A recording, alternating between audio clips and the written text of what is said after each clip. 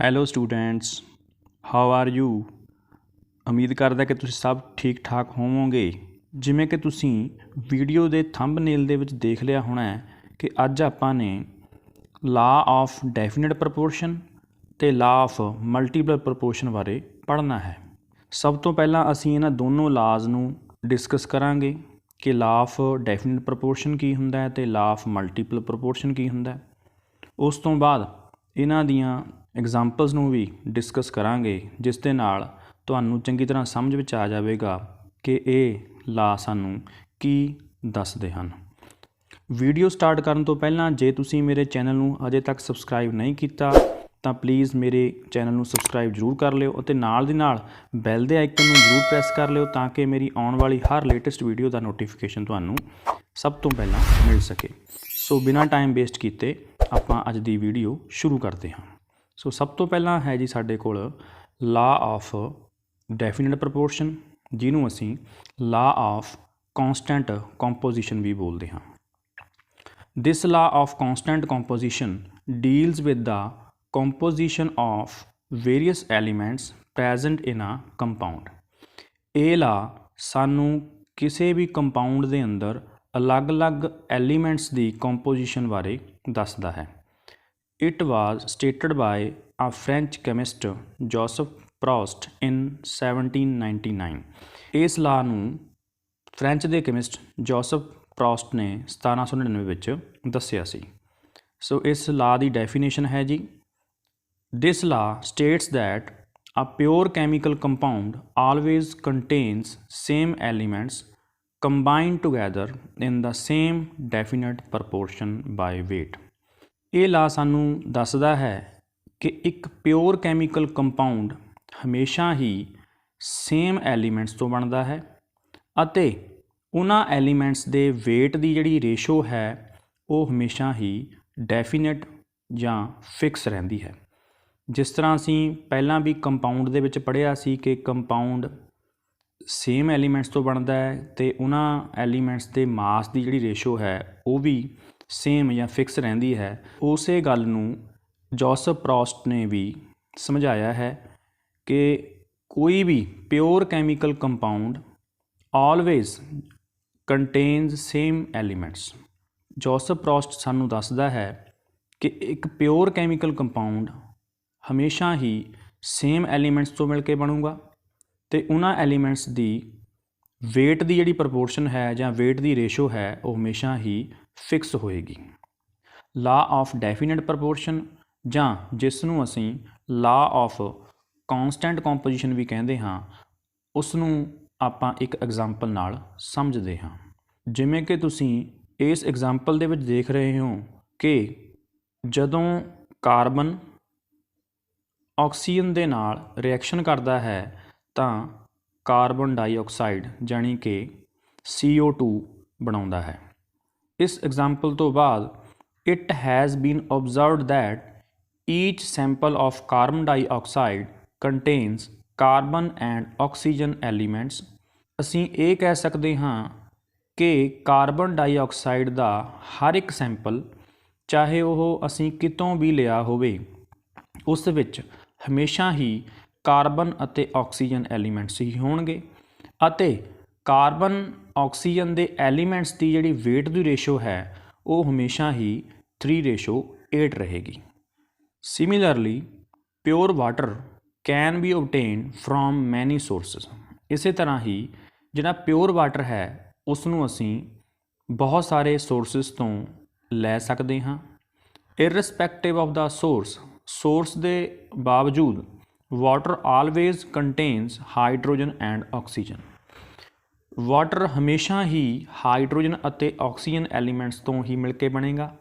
ਇਸ ਤਰ੍ਹਾਂ ਅਸੀਂ ਇਹ ਕਹਿ ਸਕਦੇ ਹਾਂ ਕਿ ਵਾਟਰ ਨੂੰ ਬਣਾਉਣ ਵਾਲੇ ਹਾਈਡਰੋਜਨ ਅਤੇ ਆਕਸੀਜਨ ਐਲੀਮੈਂਟਸ ਦੀ ਆਪਸ ਦੇ ਵਿੱਚ ਜਿਹੜੀ ਵੇਟ ਦੀ ਰੇਸ਼ੋ ਹੈ ਉਹ ਹਮੇਸ਼ਾ ਹੀ 1:8 ਰਹੇਗੀ, ਭਾਵੇਂ ਉਹ ਵਾਟਰ ਅਸੀਂ ਕਿਸੇ ਵੀ ਸੋਰਸ ਤੋਂ ਲਿਆ ਹੋਵੇ।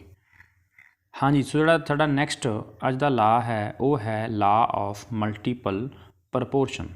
ਦਿਸ ਲਾ ਵਾਜ਼ ਪ੍ਰਪੋਜ਼ਡ ਬਾਈ ਡਾਲਟਨ ਇਨ 1803। ਇਸ ਲਾ ਨੂੰ ਡਾਲਟਨ ਨੇ 1803 ਦੇ ਵਿੱਚ ਸਾਨੂੰ ਦੱਸਿਆ ਸੀ। When two elements combine to form more than one compound, ਜਦੋਂ ਦੋ ਐਲੀਮੈਂਟਸ ਤੋਂ ਮਿਲ ਕੇ ਇੱਕ ਤੋਂ ਜ਼ਿਆਦਾ ਕੰਪਾਊਂਡ ਬਣਦੇ ਹਨ, then the masses of one of the elements which combine with the fixed mass of the other element, ਤਾਂ ਉਹਨਾਂ ਦੋਨੋਂ ਐਲੀਮੈਂਟਸ ਦੇ ਵਿੱਚੋਂ ਇੱਕ ਐਲੀਮੈਂਟਸ ਜਿਸ ਨੇ ਕੰਬਾਈਨ ਦੂਸਰੇ ਫਿਕਸਡ ਮਾਸ ਵਾਲੇ ਐਲੀਮੈਂਟ ਨਾਲ ਹੋਣਾ ਹੈ, or in a simple whole number ratio, ਅਤੇ ਉਹਨਾਂ ਦੇ ਮਾਸਿਸ ਦੀ ਆਪਸ ਦੇ ਵਿੱਚ ਜਿਹੜੀ ਰੇਸ਼ੋ ਹੋਵੇਗੀ ਉਹ ਹਮੇਸ਼ਾ ਹੀ ਸਿੰਪਲ ਅਤੇ ਹੋਲ ਨੰਬਰ ਹੋਵੇਗੀ। ਇਸ ਲਾ ਨੂੰ ਅਸੀਂ ਐਗਜ਼ਾਮਪਲ ਦੇ ਨਾਲ ਸਮਝਦੇ ਹਾਂ ਕਿ ਐਕਚੁਅਲ ਦੇ ਵਿੱਚ ਇਹ ਲਾ ਸਾਨੂੰ ਕੀ ਦੱਸਣਾ ਚਾਹੁੰਦਾ ਹੈ ਜਾਂ ਇਹ ਲਾ ਸਾਨੂੰ ਕੀ ਸਮਝਾਉਂਦਾ ਹੈ। ਸੋ ਸਭ ਤੋਂ ਜਿਹੜੀ ਪਹਿਲੀ ਸਾਡੇ ਕੋਲ ਐਗਜ਼ਾਮਪਲ ਹੈ ਉਹ ਹੈ ਜੀ ਕਿ hydrogen combines with oxygen to form two compounds namely water and hydrogen peroxide।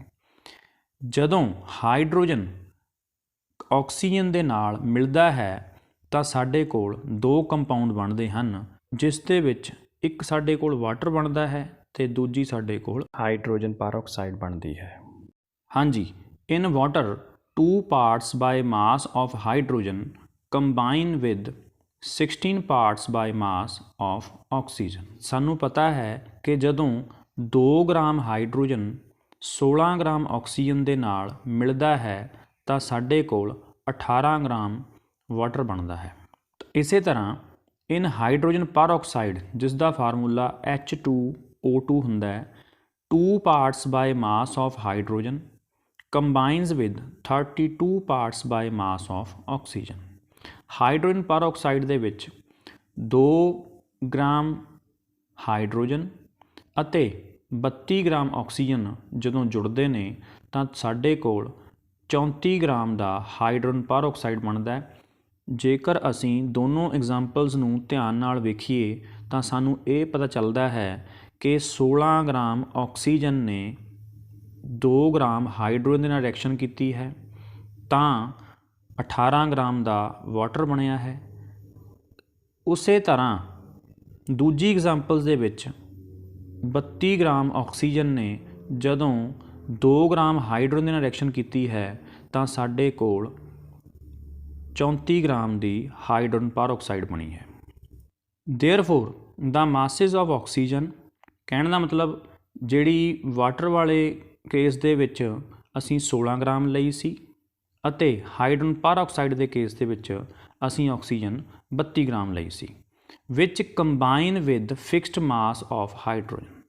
ਅਤੇ ਇਹ ਆਕਸੀਜਨ ਵਾਟਰ ਦੇ ਕੇਸ ਦੇ ਵਿੱਚ 16 ਗ੍ਰਾਮ ਅਤੇ ਹਾਈਡਰੋਜਨ ਪੈਰੋਕਸਾਈਡ ਦੇ ਕੇਸ ਦੇ ਵਿੱਚ 32 ਗ੍ਰਾਮ, ਜਦੋਂ ਹਾਈਡਰੋਜਨ ਦੇ 2 ਗ੍ਰਾਮ ਫਿਕਸਡ ਮਾਸ ਦੇ ਨਾਲ ਕੰਬਾਈਨ ਹੋਈ ਤਾਂ 16 ਅਤੇ 32 ਦੀ ਜੇਕਰ ਅਸੀਂ ਆਪਸ ਦੇ ਵਿੱਚ ਰੇਸ਼ੋ ਦੇਖੀਏ ਤਾਂ ਉਹ 1:2 ਆਉਂਦੀ ਹੈ।